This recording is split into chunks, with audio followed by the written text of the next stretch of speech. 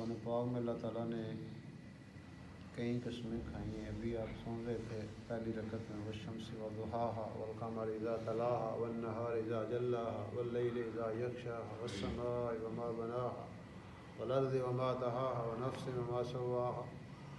कितनी कस्में खा के अल्लाह ताला कहते हैं फ़अल्हमहा फ़ुजूरहा व तक़वाहा, कि हमने बंदे के अंदर बुराई भी रख दी है, अच्छाई भी रख दी है। दोनों चीज़ें इंसान के अंदर, जैसे अल्लाह ताला ने ज़मीन के अंदर सारी चीज़ें रख दी हैं, अब इंसान ने खुद उनकी दरियाफ़्त करनी है, उनको एक्सप्लोर करना है। उसकी दरियाफ़्त कैसे करेगा? मेहनत कर। पानी है, असी बोर करने ना, पानी तां बाहर आउंदा, गैस वास्ते तेल वास्ते हज़ारां मीटर थल्ले बोर करते हैं तां जाके गैस निकलती है, तेल निकलता है। इस तरह इंसान के अंदर अल्लाह रब्बुल इज़्ज़त ने अच्छाई भी रख दी है, बुराई भी रख दी है। बंदे ने मेहनत करके, देखो ना ज़मीन है, ज़मीन से मेहनत करो, वही ज़मीन सोना उगलती है, वही कणक हो रही ने, मंजियाँ हो रही ने, कमाद हो रहे हैं, फसलां हो रही ने। उस ज़मीन से मेहनत छड़ दो, वही ज़मीन झाड़ बूट उग जाते, हौली हौली जंगल बन जाएगा, और वही एक वक्त आवेगा पता नहीं किन्ने किन्ने खतरनाक जानवर उस ज़मीन उस जंगल पैदा हो जाते।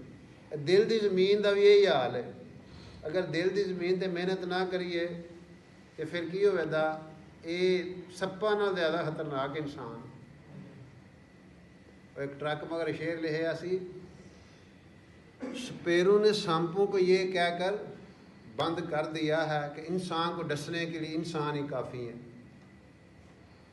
अगले दिन सियालकोट का जो वाक़या होया, सक्की मासी है तो वो नूंह भी है, यानी समझो धरी भी हो गई, भणाई भी हो गई, तो नूंह भी हो गई, डबल रिश्ता हो गया। उन्हें टोटे टोटे किए ने उहदे, और सिर साड़िया। आंदे सन अगे सुनिया सी जो अपना मारे ना छां थले सटदा, वो काम भी उल्ट हो गया। यानी इंसान जो जालम होंदा है, दरिंदा बनता है, फिर वो नहीं पा दिंदा।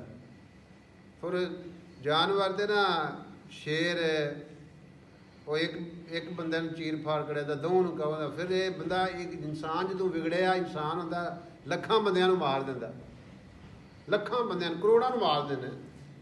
जिहड़ियां पुरानियां जंगां लाकू खां चंगेज़ खां दे किस्से सुने ने तुसां, 18 लाख बंदा मार छड़िया उन्हें, 18 लाख बंदा एक शहर च। एडे जालम सन, आंदे ने शहर के बिल्लियां ते कुत्तियां नूं भी मार दिओ। चंगेज़ खां दे एक पोतरा एक जंग च मारिया गया, बामियान अफगानिस्तान का एक शहर है उस दौर का। उन्हें आख्या इत्थे कोई बिल्ली कुत्ता भी नहीं बचना चाहिए कि मेरा पोतरा मारिया गया इत्थे। इंसान और अजकल के जो फिरौन ने, अजकल के हर लाकू तो चंगेज़ ने, वो किनियां तबाहियां मचा रहे हैं। वेखदे नूं रोज़ खबरां ये अज दे चंगेज़ ने, अज दे लाकू ने, कि इंसानियत का क्या हाल हो रहा है।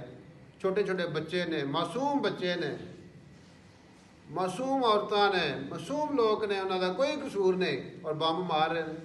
वजह है कि इंसान बिगड़े है नहीं, बिगड़े इंसान जो उस ज़मीन पर जिस तरह मेहनत नहीं, उत्थे पता नहीं किहदा के जम पाया, किहदा के हो पाया।